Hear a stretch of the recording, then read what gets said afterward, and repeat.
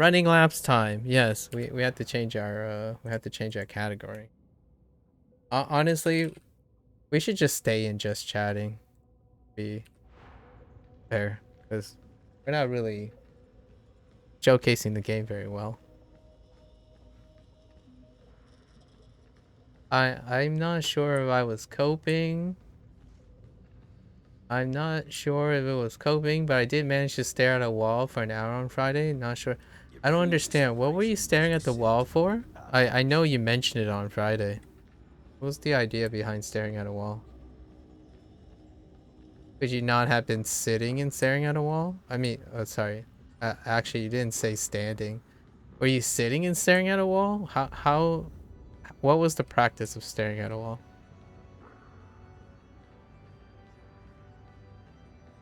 I have many thoughts, and they're probably not thoughts that you might be considering right now. And I've had these thoughts since Friday. To challenge myself to deal with boredom. Interesting.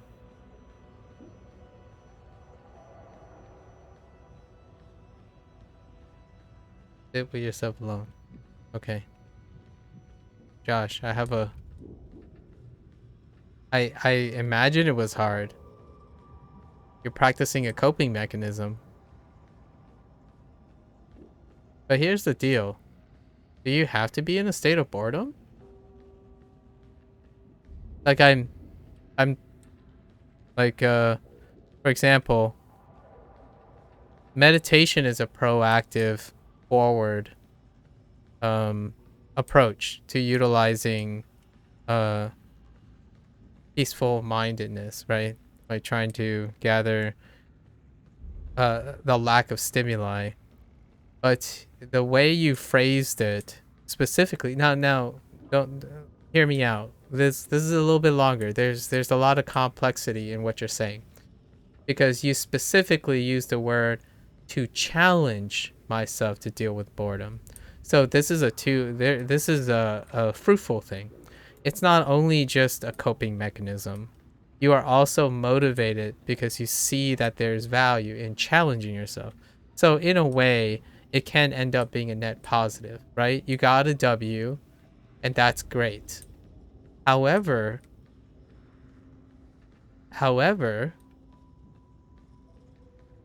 hear me out here. There's a way to not practice a coping mechanism and practice something else that gains you a skill instead of coping with something that's negative that's bound to happen. That's fair. That's fair. However, challenging yourself to meditating is a proactive response to encapsulating some of the properties of boredom, but not in a negative light. And I know you've mentioned meditating before, so this isn't like the first time. We've talked about meditation before. So a natural progression, in my opinion, a natural progression in challenging yourself in the future is taking a proactive approach to meditation. And meditation can be a skill enacted that isn't just a response to something that's occurring. Right? So it sounds like you can do it. Like you can do the challenging thing to stare at a wall, but you can also choose to meditate as well. And meditate is a very more, there's a lot more utility in it. You're, instead of waiting for boredom to happen, which is something outside your control, really.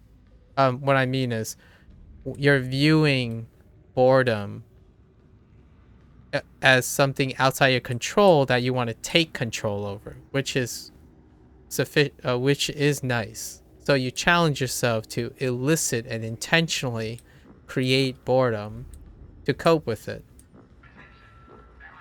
Now you can take it to the next level. You can develop upon that.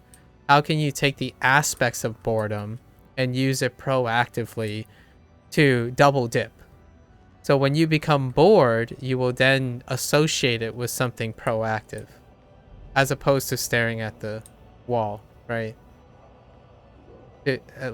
As opposed to neutralizing boredom, you can enhance it. To be used to boredom so that I don't reflexively whip out a phone. And well, here's the thing: when you're bored, you can reflexively do work. When you encounter boredom, you can reflexively do research. There are ways to couple things that are W's with things that used to be L's, but they become W's. If you know what I mean. So boredom isn't unwanted. It doesn't have to be unwanted. Like when I'm bored, it means I have time to do something. If you know what I mean. So I'm not challenged to deal with boredom. I'm challenged to optimize with boredom. If I get bored, I find something to do. And you might be thinking, well, it could be just to whip out my phone and doom scroll. That's fair. But here's the thing, is challenge yourself to deal with boredom, actually addressing your reflex to pull out your phone and doom scroll. In this case, there's a step in between. So it is unlikely to stop you from thinking about whipping out your phone and doom scrolling. At least that would be my cautiously unfortunate conclusion. It doesn't go directly towards that, at least in my opinion, but it could be something more elaborate because I'm only reading off what you're describing. There might be some more elaborate details in between. The reason why all motivation, and I'm also dealing with a lot of resistance against doing things. I don't know why. Yeah, like I'm bored, but doing research and studying is hard still. After torturing myself for an hour, essentially it's not. Yeah, you're trying to create you're doing the relative thing, but you're doing it in a net negative way. So like, how do you get an appreciation for the difficulty of something? You do something even worse, so it doesn't seem so hard. I guess I don't have to tell you this, probably. You're probably know where I'm going. But life already automatically does that for you. So, is it very rational or logical for someone to reproduce that type of reinforcement when life already produces those experiences for you? I mean, that's just something to consider. I don't want to gaslight you right now, but the think about the opposite, right? Creating something that life doesn't have to offer, which is making solutions easier than they already are, and constantly more things get easier. So when you can turn hard things to ease, as opposed to the other way where you take the hard things and compare it to a harder thing. It doesn't necessarily make the thing any less hard, unfortunately. Like what I mean by this is, for example, you have to do research, right? And the research is very hard, but it feels less hard because you know there's a harder thing. But the reality is it will continue to take up the same amount of your resources. The same amount of your resources. Alternatively, you can practice certain things. You can acquire skills, but not coping mechanisms. I mean, those skills could be coping mechanisms too. Like meditation can be a coping mechanism, but it also comes with an ability to make things easier.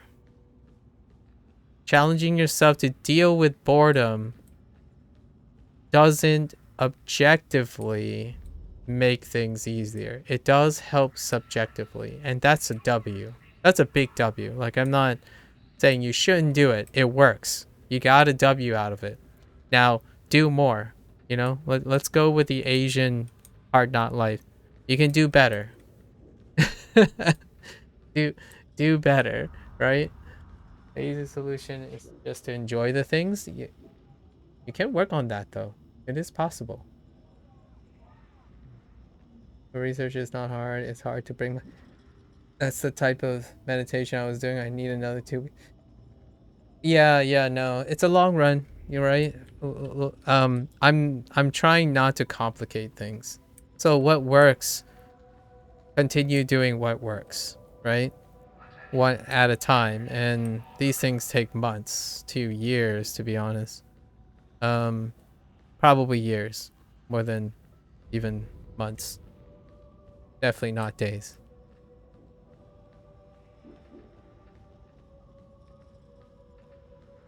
Yeah, with the variability of half a year and the contextual nature of the person's mindset, yeah. 2 months to change your life's trajectory. This is coming from a self-help book. Don't give yourself deadlines. Your life is not worth 2 years. 2 months guarantee. Your life is a continuum of every year you live. So, I would probably refrain from giving yourself a deadline of effectiveness in this case. So we won't talk about how long it takes. I unfortunately I don't really like that. The idea of putting deadlines on self-improvement and self-care. That's kind of weird. But I imagine that's very provocative for people so that they have like a metric to. I mean, if I make something a daily routine and keep it over, it'll be much easier to keep it up. As long as it's sustainable, yes. As long as it's sustainable. If it's not sustainable, then no. Here's the not to add complexity technically to your current mindset. Something to consider in the future would be something like not working on coping mechanisms. I'm aiming for aim for the rest of your life. That's the goal. Aim for perpetual sustainability, right? When I'm bored, I actually do more work. I kid you not. But the one of the downsides to my current mindset is that I am very often not bored. Like 99% of the time I am not bored. But unfortunately, that comes with trade-offs. It also means I'm physically and mentally exhausted quite often because I am generally not bored. I have here's an irony. Here's a funny irony. Oh, bathroom. Well, I'll continue while we go. One of the biggest irony in being able to fight off boredom, which is how Josh's example is like boredom is an unwelcome thing, right? Um, I would say that it is difficult for someone like myself to characterize what boredom is to me. When I have a time in which I don't think about anything, it's a godsend that I don't have to think about something. That I can just sit here and breathe for a moment. So you might be thinking, well, that sounds kind of making my anxiety run high. It's like, well, yeah, one could say I no longer share that anxiety. But the trade-off is that without that anxiousness and fear, it also doesn't drive me to exert myself or push myself further. So there are a lot of trade-offs. So on the one hand, I can't classify what boredom is anymore. On the other hand, without the appreciation for boredom, I don't have the negative motivation tools like fear, anxiety, that is creating urgency for me to push myself. I'm also older, but older would mean that I'm more likely to have experiences that have tempered my boredom. I don't see boredom as something negative to be challenged with. But if the actions associated with something like that, which is what Josh has mentioned, it's associated with him uh doing, coupled with a habit that brings negativity to his life, then decoupling it is a great idea. However,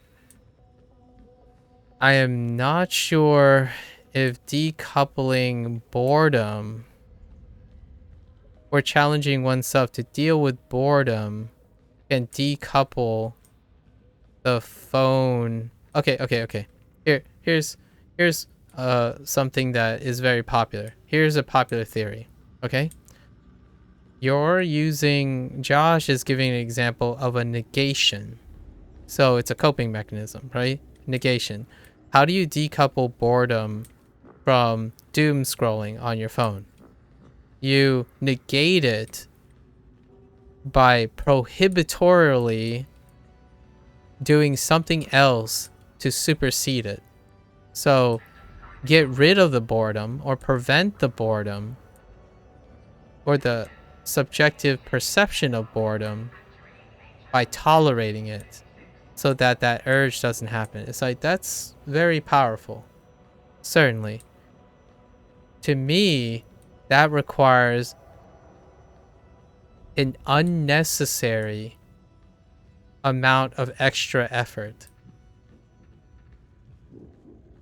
No, I wouldn't say I'm too content. But we'll come back to that in a little bit. So here's what I mean. If things are really hard for you, like getting yourself to motivate yourself to hard, your mindset is trapped, in my opinion, in making things hard. So your approach to decoupling boredom from doom scrolling is to impose even harder things on yourself. So that's something to consider. Just consider that. Just weigh that for now. When you go through this process, I ultimately think you will become very tolerant and super strong and stuff. But how is it sustainable? It probably will if you succeed. Absolutely. You'll probably be able to tolerate so many things. But the idea is, my approach, like, here's a popular approach. A more popular approach is to use positive reinforcement as opposed to negative reinforcement. So instead of negating, the idea is you substitute it with something that is also productive that isn't the same thing. So, for example, if doom scrolling is what you do when you're bored, doom scroll about something that is productive to you. So now no longer is doom scrolling a negative consequence of boredom, which is also a negative consequence. That negative stimuli stimulates a negative reflex that produces a positive endgame. And you might be thinking, oh, well, that might be negative to do in the first place. It's like, yeah, true.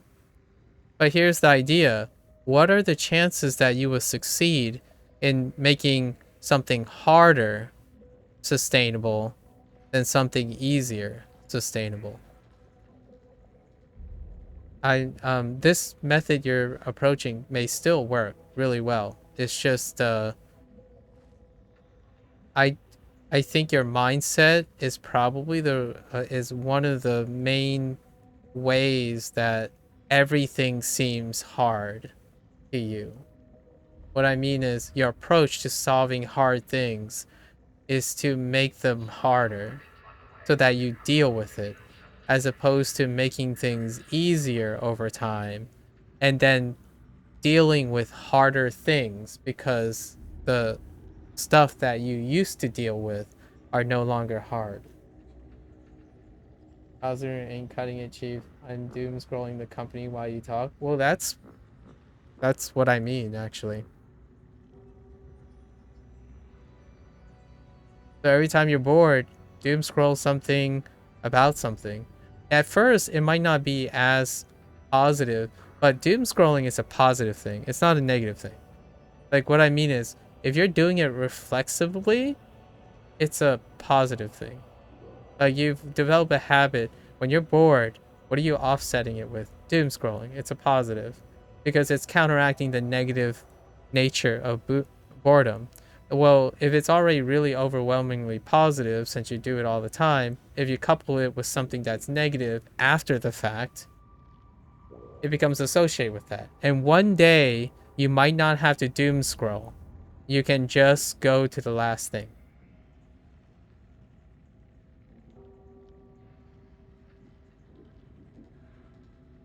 So here's the deal. Here's the deal, though.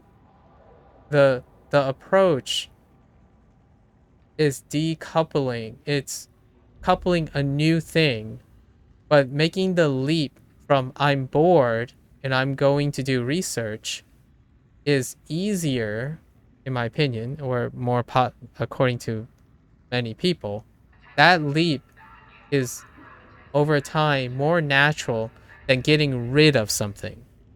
So if you want to try to get rid of something, like what you're trying to do is to get rid of the negative impulse from boredom, I don't think you can get rid of something that life provides over and over again.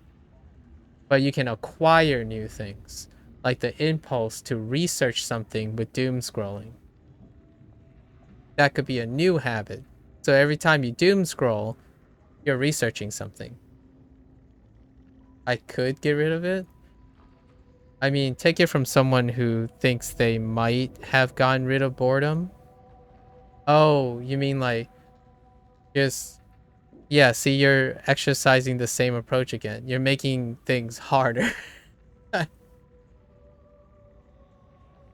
You're not taking W's and working on a foundation of W's. You're taking L's and getting rid of the L's. They're not being turned into W's. They just disappear. Making things I shouldn't do harder is optimizing. that that is kind of what you're doing. But if it's working, right? I I have no qualms if it's working. But it's only been 2 days. Okay, just hear you out. All right, go on. Go on. I want to do it because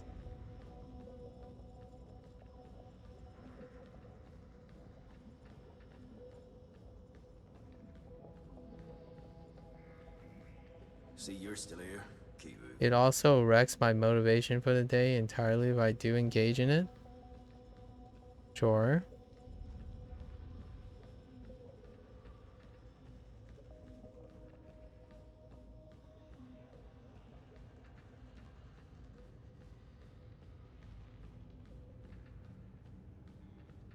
But also, the time spent by avoiding it, I'll naturally do the W things.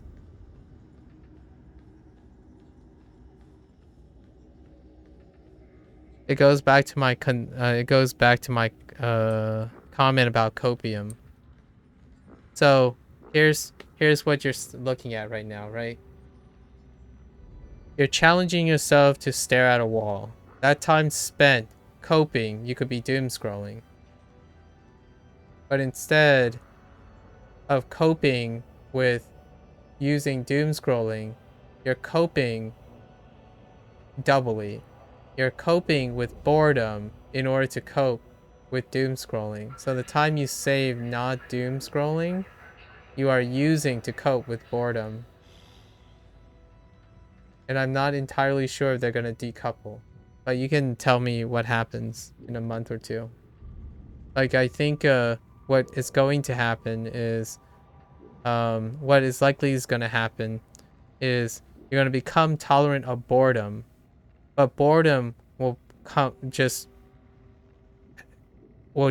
continue to be boredom. So you're going to pile on boredom, and then you're going to also pile on preventing yourself from doom scrolling. You're going to prevent both of them at the same time, and everything else is going to feel more like, on top of everything else you're juggling, you have added another thing you technically don't want to do because you're not looking forward to it. You're not looking forward, at least I don't think. Maybe you are, and it's a truly a W thing. You're looking forward to staring at the wall. I'm not sure if you are. Does that sound okay? Are you looking forward to staring at the wall? That's the difference between positive and negative reinforcement. Oh, you're not gonna wait. So, Josh, I think if I had to say something that you're very consistent in, oh, that was a one-off. Okay, if I had to say something you're very consistent in, is that you don't ever make things easy for yourself. And in a way, you could read into this. Like, people can read into this. Like, one way to read this is that you lack self-love, right? Or here's a deep cut. My the safest thing I can say is you don't think things can be easy and rewarding.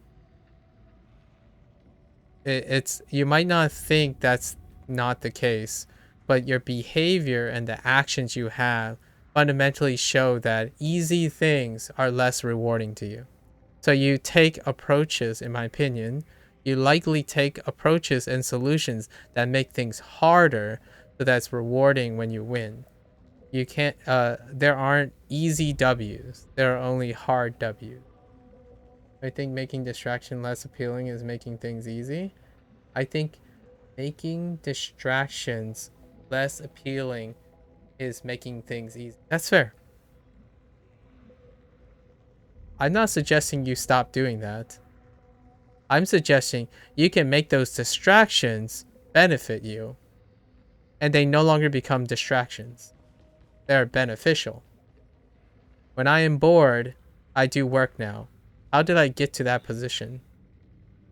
I didn't deal with boredom, I embrace boredom. When I become bored, I become motivated to do something. I'm more likely to find that sustainable, in my opinion, for myself. I'm more sustainable in that way than when I get bored to stop myself from feeling bored. So instead of channeling my efforts in dealing with boredom, whenever I feel bored, it leads to a W. That's kind of true though. If the W is easy, is it really a W? That's your mindset. My top plays are all bad because I already made them.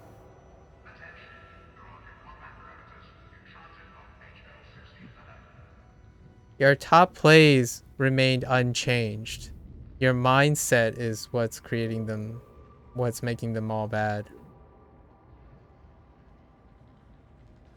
It's only good if I can't do it. Yeah. So all those phrases is absolutely, yeah. Well, I'm telling you this. So, well, it's more like self-deprecating mindset. You're not being toxic. Well, you're toxic to yourself for sure. that's that is definitely a very toxic mindset for yourself. I don't think that's sustainable. Like, if I had to be a little bold, it's very difficult. Yeah, self toxicity is bad. Quite unfortunate. I don't think there's any way to paint that. Perhaps one day you'll find something, but ultimately it's very difficult to convince you that it isn't true, that W's If it's not hard, it's not a W. There aren't, to me, there aren't hard or easy things. There are just things I can do or cannot do at the moment. So I have no gradation. Any W is a W. I mean, this is where we differ. I'm not suggesting you should become my mindset. I'm just trying to share with you what my mindsets are. I don't, anything I do is turned into a W. So most of my habits and my compulsions, I have to convert them to W's. I have a lifestyle and a predisposition. I won't call it too much of a predisposition. Um I have a behavior that requires that I do not take an approach like yours. Because if I did, I would be very, very depressed right now. But with that said, you're it's not too far from the truth that you're not exactly sustainably happy right now. So perhaps there might be something to that. It might be a coincidence, but we definitely don't aren't motivated to do certain things for the same reasons. It's been pretty mid. Well, stick to it, learning lesson, right? Of course, I can't really say that for you because if you don't have a result, then your mindset would likely write it off as a waste of time and a foray into incompetence. While all I can see is someone attempting to be proactive about resolving their issues. So for me, if I try to convey to you what you're trying to do with my mindset, is that you are doing something different for once. Sort of. You are half doing something different. At least that's more than doing nothing different. I don't know. Um, it's something maybe someone who you can trust professionally, right? Someone you Yeah, you're trying. It's a big win. I and it's working. Or it worked for a day, or it could possibly work. You have indications that it's working.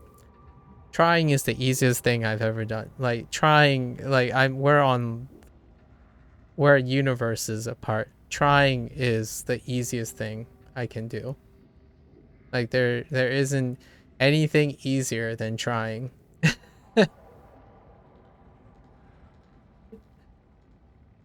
Trying trying means you might not succeed, but you might not fail. And you might be thinking, wait a minute. What does that mean? It's like trying is doing something unpredictable, or you're trying to do something that's unpredictable and you want to see what the result is. That's what trying is to me. Um, for someone like you, and maybe like a lot of other people in your position, is what's a better word than trying?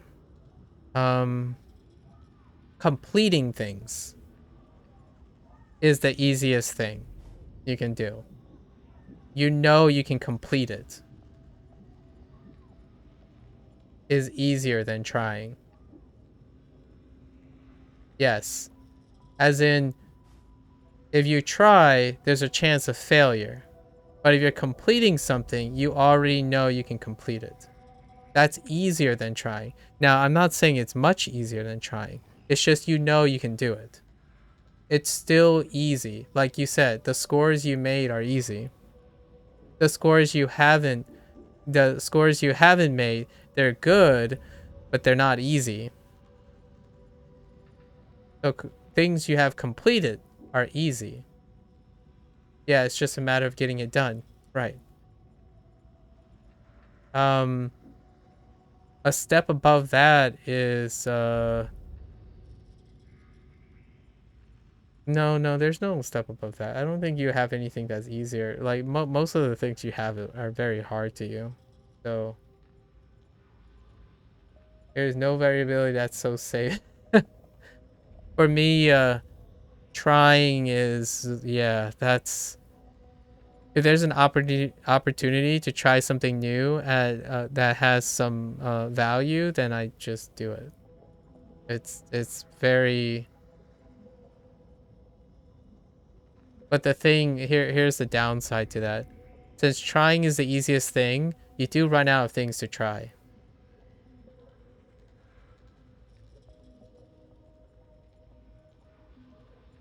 So one of the biggest downsides to what I just said is after a while you run out of things to try for yourself. So the way I quote unquote cope with it, uh, I find other people to give me things to try. I've been looking at things wrong this entire the whole doing things that you can complete, because I think that would be sustainable. If you're viewing things like that, unless you're talking about the trying thing. That raccoon though. That raccoon now. So good. I don't care for you.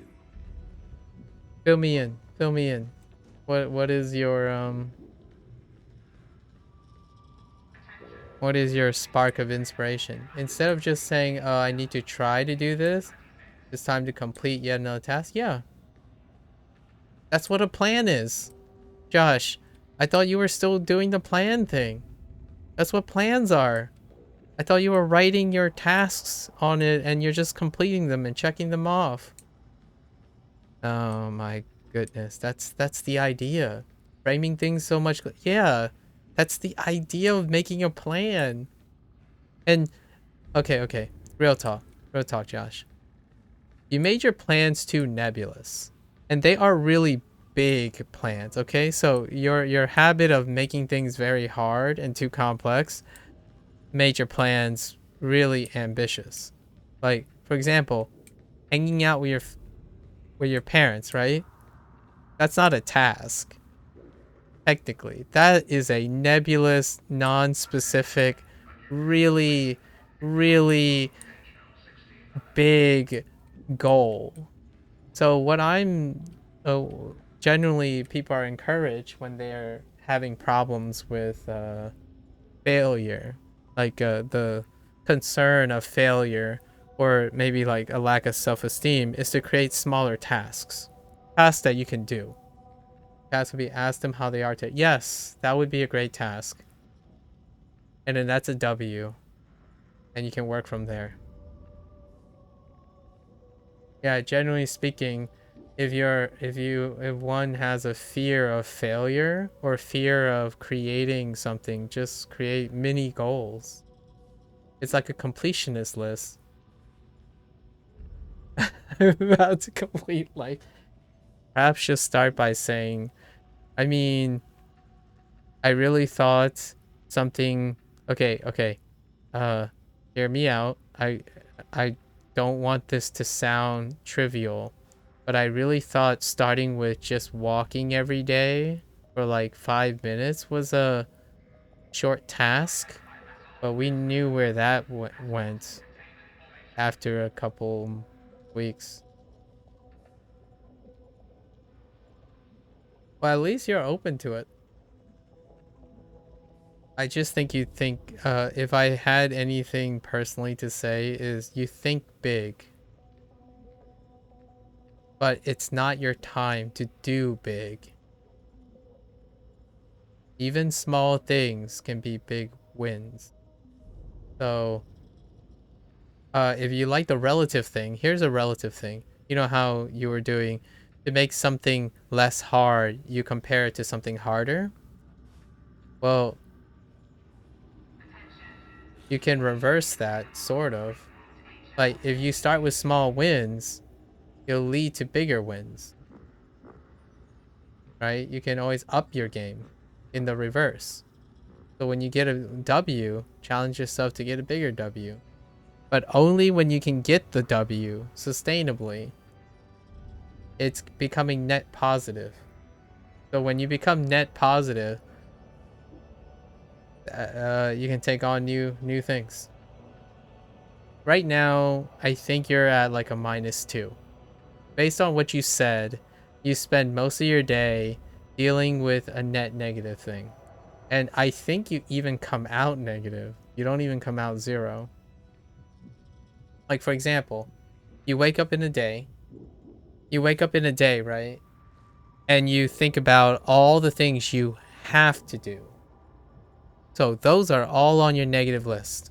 Like, I don't think you have a singular thing at the moment that the first thing you think about when you come off on your plan, your task list, the vast majority of it is negative. So the moment you think about that, you spend your entire day trying to neutralize all the negative things with their appropriate responding positive thing.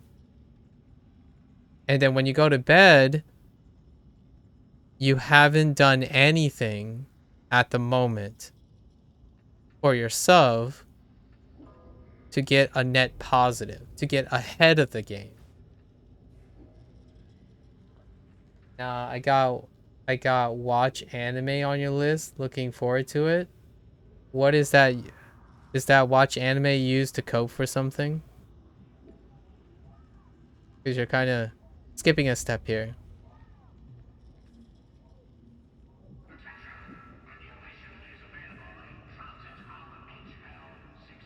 Is watch anime a distraction?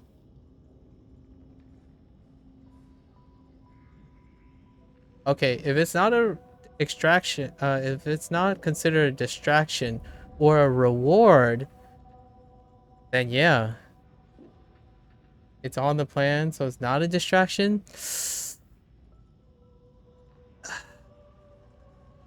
That's a tough one. That's a tough one. I was kind of afraid you would say that. Uh, that's a tough one. It's almost like saying it's on the plan as a coping mechanism to tell yourself it's not a distraction. Like, I think you just meta the game instead of doing the game. I think you almost meta the game.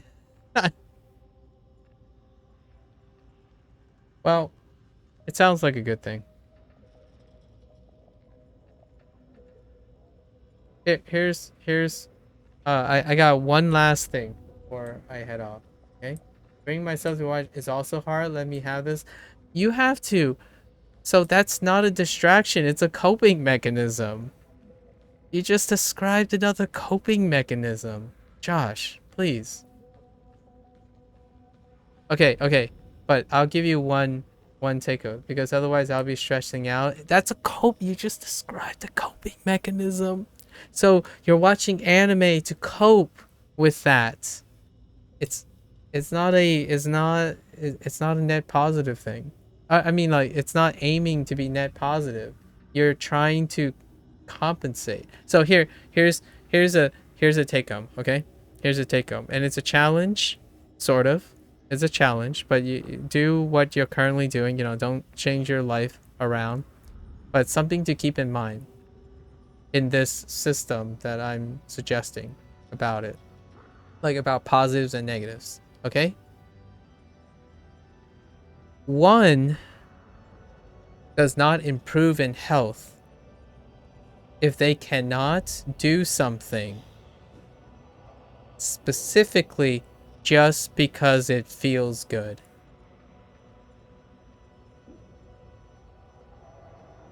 Is what I'm gonna say. So I'll give you an example to elaborate just a little bit.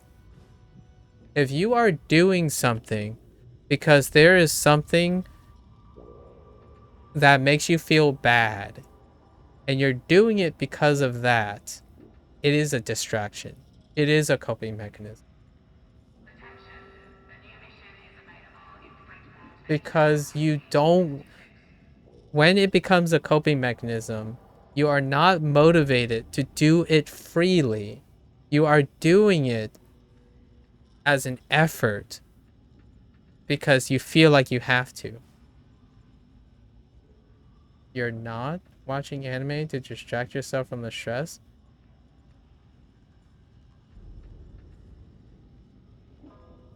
So you're not stressing out about work. I'm putting anime on my plan so that I can enjoy it. Yes. That's it. Yes. That is absolutely it. That's absolutely you nailed it. Oh, that's what you meant? Oh, you're saying because otherwise but you said because otherwise you'd just be stressing out about not doing work.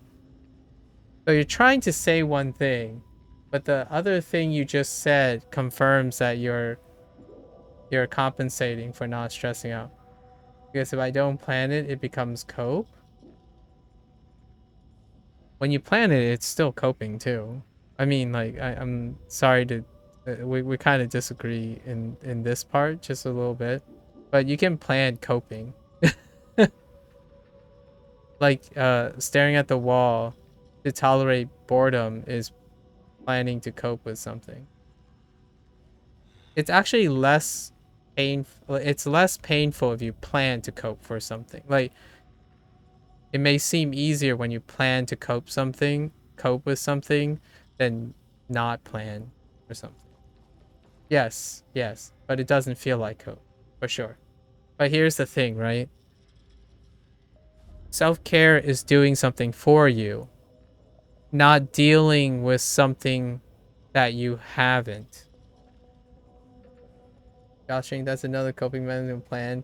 It's so that it doesn't feel like cope. Yeah, it really is the reframing. The phrasing. Gosh, you're planning something because you want to do them. That's it. Like you're planning because you will be happier doing the plan. That's the like that's the forward thinking. You are investing in yourself because you are making plans.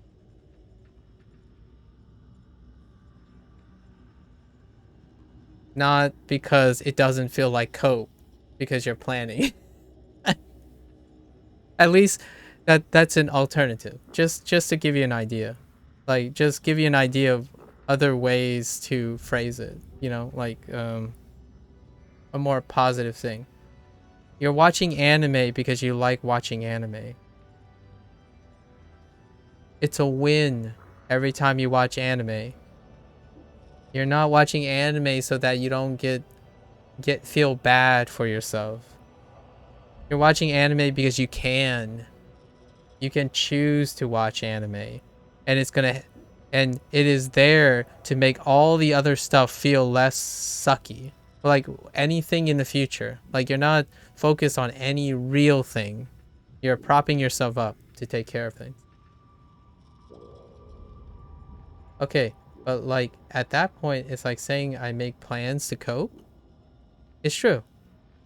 Yeah. Uh-huh. You are kind of making plans to cope.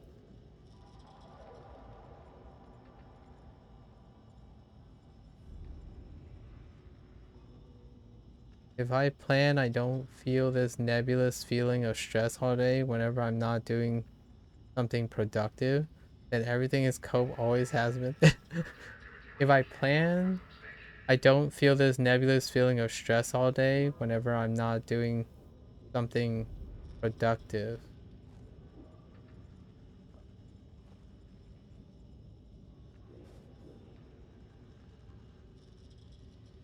What do you think is productive?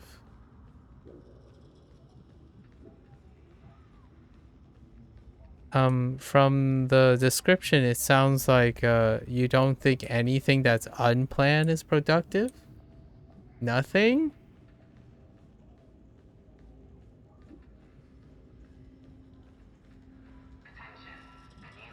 You stress out about I guess it sounds like a major source of stress is the unpredictable. That's a really tough stressor. Yeah. That sounds like anxiety and stress dealing with the unknown. That can, yeah, that can consume someone, for sure. I wouldn't take that very lightly. Fear of the unknown is very, very stressful. But planning makes it more predictable, right? Or taking smaller L's and turning them into W's is very predictable. If you're going to doom scroll already, is not unknown. So if you doom scroll about something you want to know about, is also not unknown. So there are there are many ways you can try to earn what you do know, but also introduce the opportunity of getting familiar with the unknown. Like trying things out. I mean, if there's anything, I'm sure Sun can um comment on trying new things. However, I don't necessarily think he is seeing it as too hard or it's terrible as in it's unknown, but more like he may or may not know that he'll like it or not. But generally speaking, he's more assertive in the sense that there's a higher chance that he'll dislike it. But that's not that his but in his way, he's tackling the idea that he has to value the idea of liking things and disliking things through trying, for example. So it's a little further down the line. So trying new things may not necessarily be that effort wall that is happening to you. However, it's what comes after. And that's something that needs to be able to find value in for someone else, for example. Like, if you dislike something, trying is not a big deal for like other people. But when they dislike it, it becomes a big deal. It becomes non-productive, or it feels non-productive. But learning about things you dislike is and be just as fruitful as learning something that you do like. Yeah. Yeah, so that's the idea. So that's what you're working at. That's your cope. Your cope is the conditions you placed on trying new things. Is a myth created by other people to promote the grass is greener on the other side mentality? The grass is greener on the other side mentality. That's fair. I would say that. I would say that's what people do to do the grass is greener. I'm not you're talking to the wrong person. You're saying if I would you're not going to catch me saying trying new things because the grass is greener on the other side. That's not true. That's not even remotely realistic. However, it can be very a healthy solution for someone to get out of a rut. So if you're someone who's conditionally thinking the grass is browner on the other side, which you might be one of those people, to find balance, convincing someone that the myth of trying new things is the grass is greener might be a better means to an ends, because it will encourage that person to get out of the other extreme, which is everything's browner all the time when you try new things, which that's just not the case. And when I mean my browner is trying new things is hard. That's the grass is browner on the other side all the time.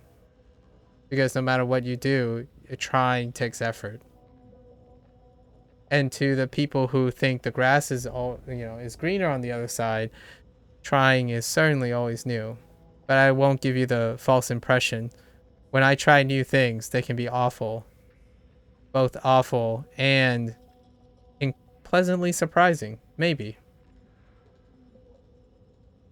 So what I learned today is that I'm coping all the time. Every time I don't understand how to stop.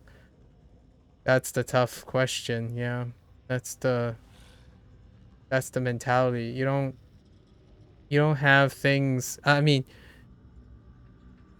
grain of salt. Grain of salt. I don't think you have things you genuinely just want to do, and it doesn't make you feel like you're compensating for something. Like this discussion we're having, this very moment, is unfortunately providing the same experience. So my question to you is, what do you have to look forward to? Actually, like, I don't even touch the ground, so I sigh.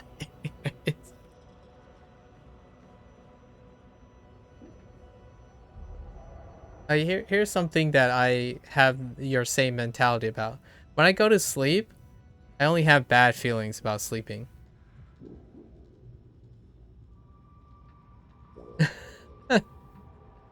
Mac provides me with just the right amount of cooking ideas. Yeah, so for example, I'll share something personal. I don't like sleeping.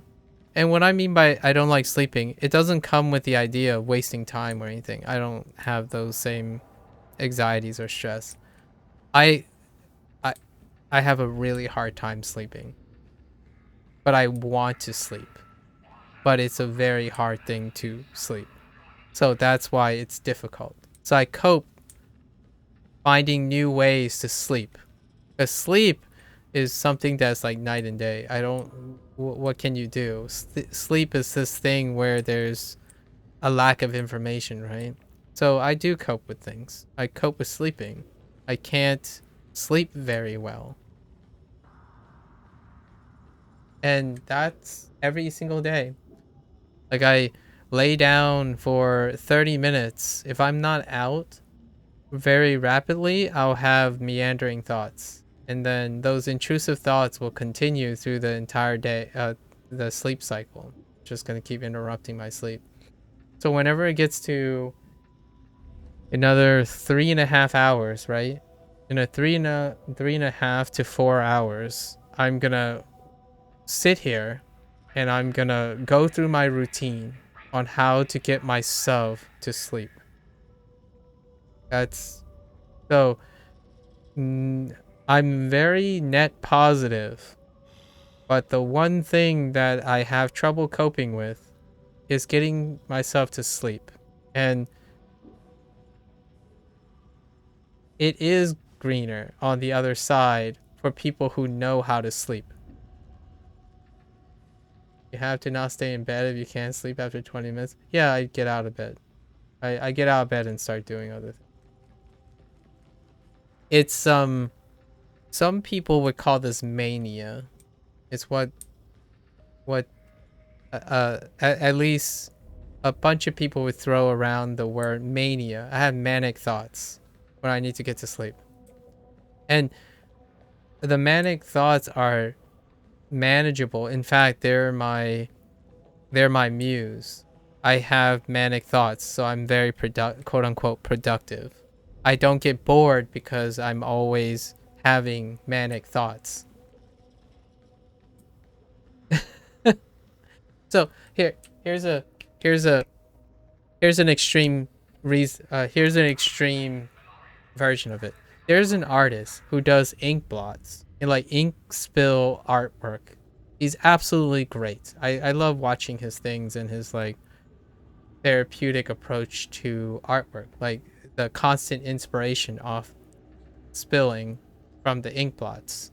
Now he described and he shared something personal. His thing. His early in his life, he was diagnosed with bipolar, right? And the bipolar goes how it manifests. It's minor. It's a minor form, where he goes through periods of mania, so manic thoughts, and then he goes through periods of calmness. Well, what he did was how he compensated is that in order, when he knows he spent most of his life trying to utilize this. So in the times of mania, when he's like absolutely constantly, he does sleep less. He'll know that he sleeps less. So what he did was he used that to create artwork during the time. So he is the most productive and energetic, and he did as much things he can do to create exhaustion during his mania. And then when his calmness comes back, he resumes a normalized schedule where he sleeps 8 hours a day and go about his normal productivity. So what he did was, yes, he sort of coped. Okay, Joshing. So hear me out. He sort of coped while he was studying what was creating his mania. But then, instead of coping over time, he converted it into coping and taking advantage of it. So he coupled his overexcited mania episodes. Basically, he's just really hyperactive, can't sleep, just what he did was he did as much work, as much exercise, as much, he specifically actually mentioned exercise, but he worked harder during that period, and then he normalized it. But he also made it productive. He coupled it with what he wanted to do. He channeled it into something else. So that's kind of what he did. Yeah, that's kind of, so the goal is, my challenge to you is doing that. Somehow you turn your doom scrolling into something that will make you great, or you turn your boredom into, that's a little bit harder, but that's where I'm going. The reason why how I view boredom happened is because I no longer view boredom as that. When I am bored, it means I have time to do something for someone else. That's the coupling now. It used to be when I'm bored, I have time to do for myself, but now is boredom allows me to spend time studying something else. Yeah, yeah. Sometimes you can start with like one time every once in a while, then 2 times, then 3 times. It doesn't have to be like cold turkey, right? I think you go big or go home all the time. It's like you stare at a wall for an hour, but hey, what if you just stare at a wall for 5 minutes, doom scroll for 5 minutes, then go back to staring at the wall? It's generally you pick something super super hard and you do it once, you take the W, and then you can't do it again. Because you like concentrated everything into that one. You're a completionist. Gosh, I mean that's kind of gaslighting. I mean, you are very likely to be a completionist mentality that vibes with what you do. You give yourself obstacles, hard obstacles, and you complete them, and that's the reward you get. You complete it once, and that's it. You get a get a play, and now it's no longer rewarding anymore. It's done. It's in the past. You beat a Dark Souls boss. You get the reward and you're done. It doesn't matter how many times you tried, you completed it. It's one time and done. Unfortunately, boredom is not a completion goal. Boredom will come at you for the rest of your life. So having a completionist mentality, in my opinion, logically, I'm appealing to your logic here. If life is supplying something for the rest of your life, treating it like a completionist mentality is a bold statement incoming. A fool's errand. It's a practice in futility. It's not sustainable. Because boredom will come at you in every single obstacle possible. It's not like it's directly changed my, yeah, I mean, That sounds like fatal. That sounds like nihilism or fatalism.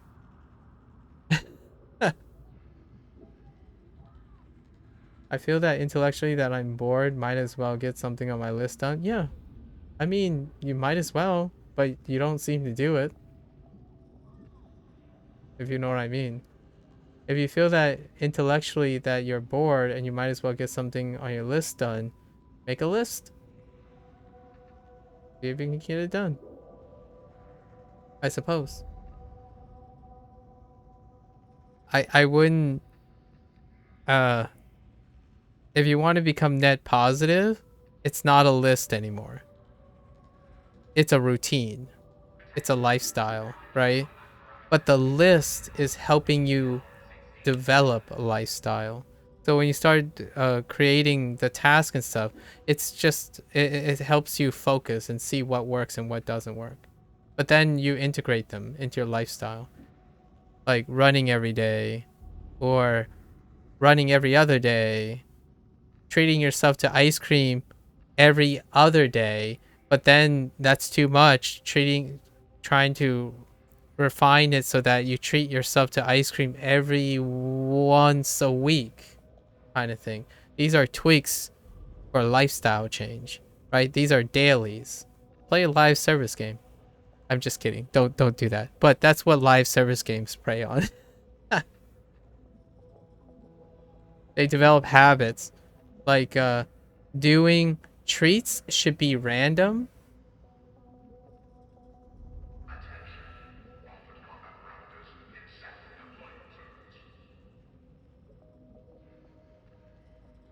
Hmm. Here's a question. How to appeal to gambling mentality? Here's a question.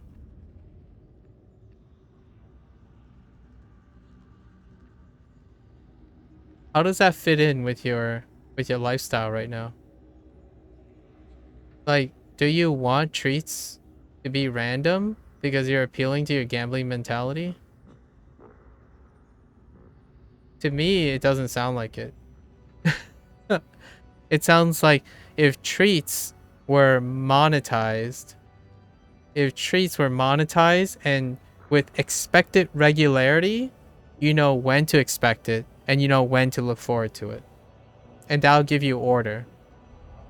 Joshing. Like that's perhaps a more practical way of looking at it.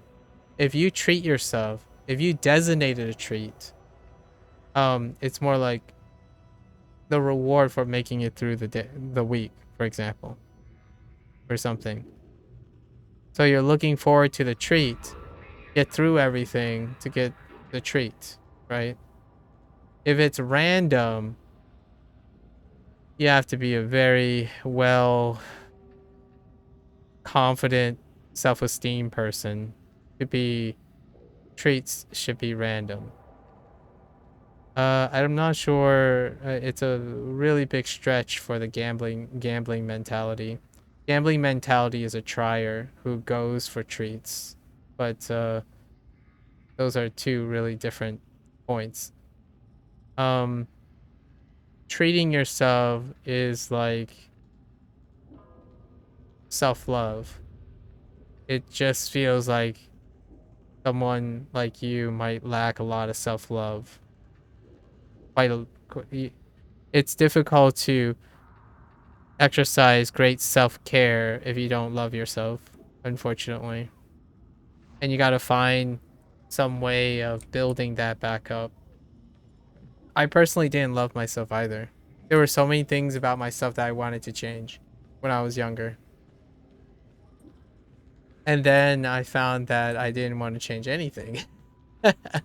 Or I learned uh why I don't want it, like how and why and what I can do that involve not wanting to constantly change myself.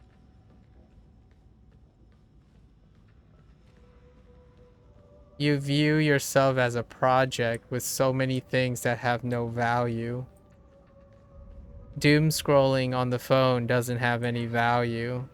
The boredom you feel doesn't have any value. The little wins that you get all the time doesn't have any value. that kind of thing. Um, here's a meta. Here's another meta perspective. If you think things are really, really hard,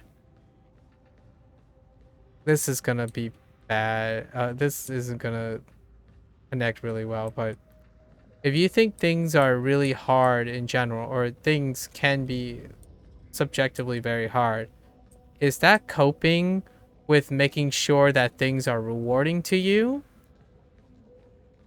when things aren't actually really that hard to most people? So what I'm saying is your mentality creating the hardness in order to satisfy and appeal to your mentality of how hard it, how rewarding it is. So if you have to convince yourself something is very hard, but it's actually really easy, can that motivate you to do it? That would be a great experiment. So, for example, researching, if you have convinced yourself that researching the company is super hard, you are more likely to do it. Yeah, well, we'll see. That's the idea. You didn't convince yourself it's hard because you think it's easy. But what I'm saying is, if someone or something was able, or yourself was able to convince you that these tasks are hard, are you more likely to do it? Because every time you think something is easy, you are less likely to do it. Which there isn't anything that I can say about that, because that subjective nature is yours and yours alone. I can't tell you what's easy or what's hard. It's it's non-productive. It's too hard to do that? Wait, doesn't that just make you want to try anyways? You know, I challenge you to make things easy feel hard. How do you make researching for your company hard? Do it. I could, I'll just wing the interview. Well, I isn't the interview really hard? Oh man, the circles, Josh, the circles. There are a lot of circles. But so just so we're clear, I still don't encourage this line of thought. I am not an advocate. I am not an advocate for trying to self-improve by making things appear harder, or using negative reinforcement or negation to actively try to get a positive net change in someone's life. You gotta love yourself enough to know that there are things you do for yourself to make you ready to do things you don't want to do. I just need to show up and talk or something. They'll be like, oh yeah, you seem like a good fit. And I'll be there, oh yeah, the company seems like a good fit. Or else it's still, I mean, that seems reasonable. I think you've nailed it.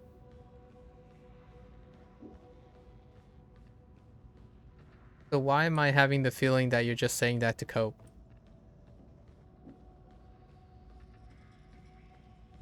Because, you know, that that does happen in interviews. You don't have to study for it. You're done. You're ready. It's finally not coping. That's wonderful. So now you can rest assured on Wednesday you're looking forward to the interview. Yeah? That's just it. Just go in with that mindset. You got it. Frame your stuff around them. I'm not saying it's hard. I'm not going to say it's easy. And I literally mean that. I'm not going to say it's easy, but that's great. Like you nailed it. As long as you believe in it, I suppose.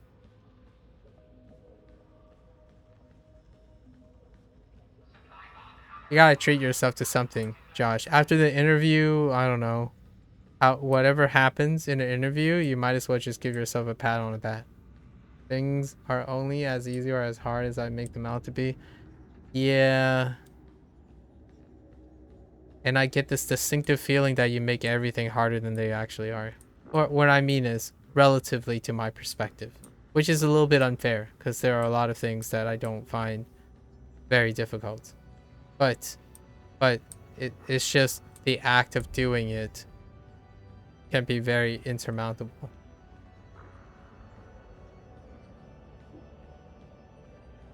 There are things I know are really, really hard, Josh. Like, I can't jump out of a plane. What I mean is I can't go skydiving. That's really hard. I'll give you examples of what I think is very hard. And you might be thinking, heck no, get on that, give me that parachute. It's all mental blocks for you. I see that. After trying it out, dang, that was so much easier. Yeah, like here's a non-mental block example for me. Here's a personal thing for me. I cannot do a backflip right now. That is very, very hard. I might actually throw out my shoulders. Or because I'm probably gonna land on my shoulders. Heights and yeah. So we're not talking about those things. Obviously, we're not talking about those things. Personally, here's the goat. I'll give you a goat that appeals to you probably. Mental blocks are still, in my opinion, for most people, far harder than physical blocks. In fact, a lot of times to achieve those physical block achievements, it requires having a mindset first. So hey, you're working on the hardest thing. How's that? As an Asian person, I would say get over it. No, I'm just kidding. Don't. That's a little insensitive. I'm sorry.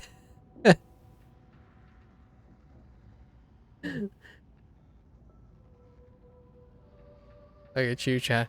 Well, it sounds like you're fine now. I think with. I would love to hear how getting over it. Yeah, the game, right? I did actually play that game, by the way. We got the achievements on getting over it. Anyways, I didn't stream it, obviously. This was before it, but yeah, I already got the achievements on the on that game.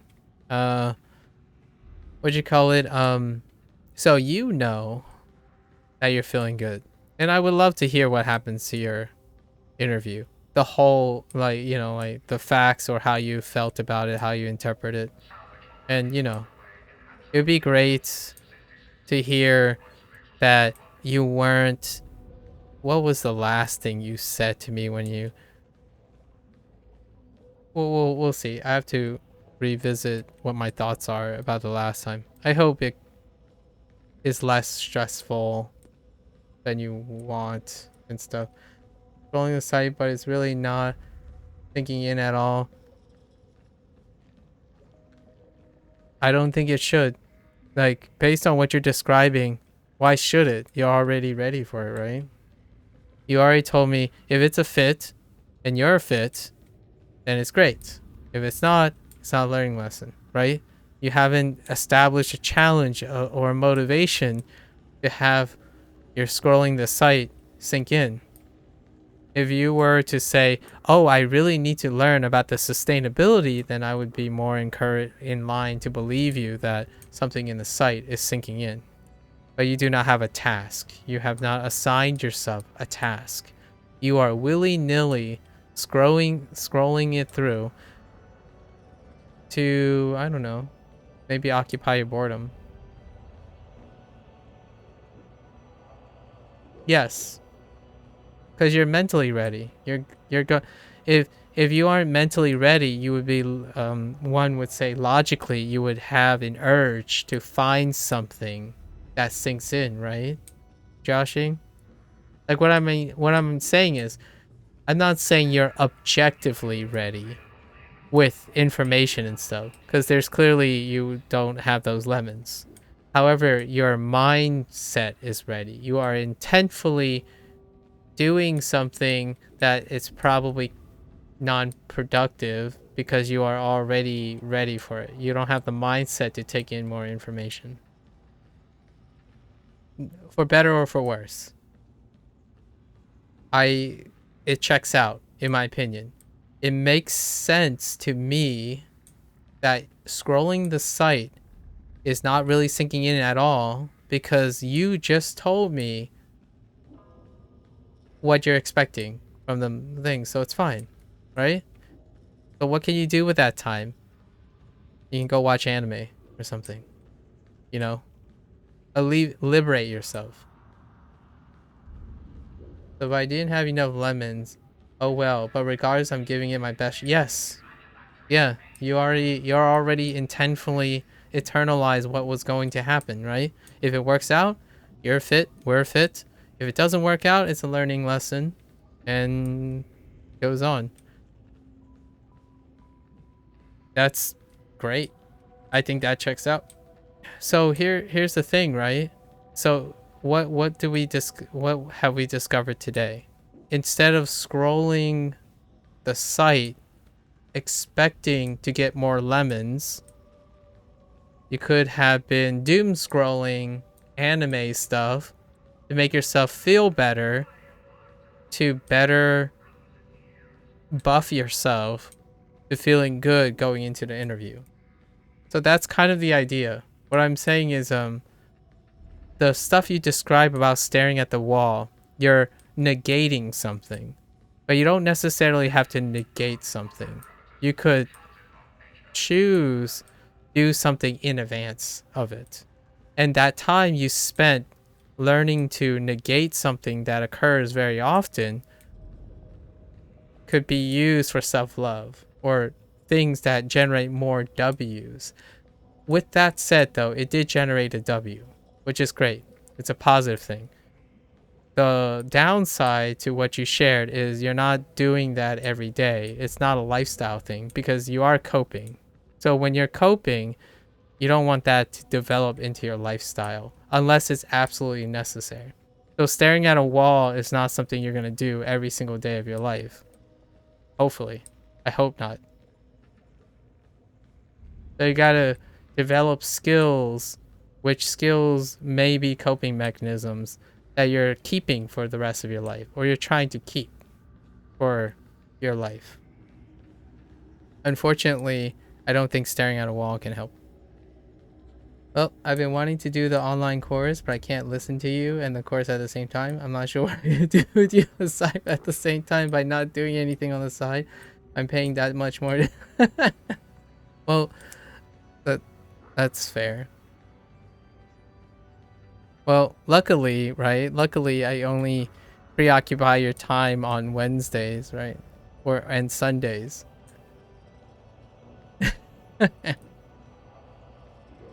That sounds like only that sounds like something you're gonna have to micromanage yourself, unfortunately, or fortunately. I don't know. Anyways, good chat. Good chat. Thanks for sharing. I do enjoy these conversations. And the lap time. Tomorrow's Monday. All right. Real talk. One last thing. I don't want to create a dependency. So one day I'm just going to ban you. Not just kidding. Here's something, Josh.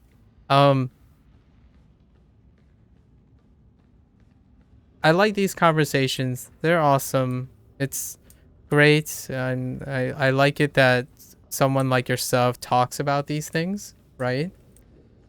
Like you're able to express things.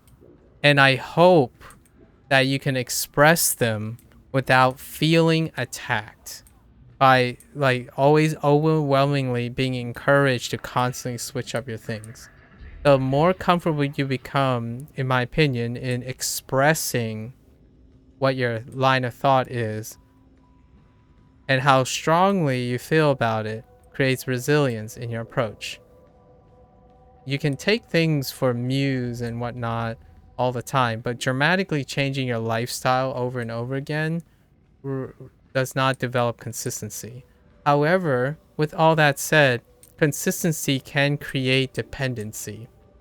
And we not having talked in like weeks and stuff, that to me sounds more like you're getting things done, right? Like in a way. But in no way do I want to create dependency, because like these things are just casual. Like we're exchanging casual, candid conversations.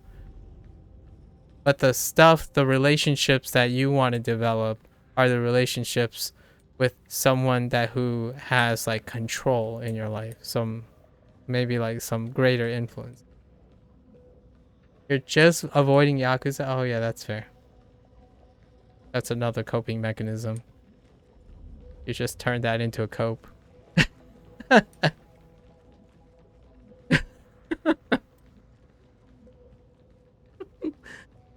don't think there's a time when you say something that isn't compensated for something else.